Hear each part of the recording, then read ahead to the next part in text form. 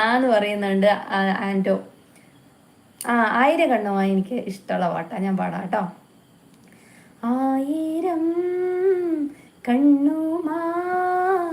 കാത്തിരുന്നു നിന്നെ ഞാൻ, എന്നിൽ നിന്നും പറന്നകന്നൊരു പൈങ്കിളി, മലർത്തേൻ കിളി, പൈങ്കിളി മലർത്തേൻ കിളി. പിന്നെന്താ, വന്നു നീ വന്നു നിന്നു നീ എൻ്റെ ജന്മസാബല്യമേ,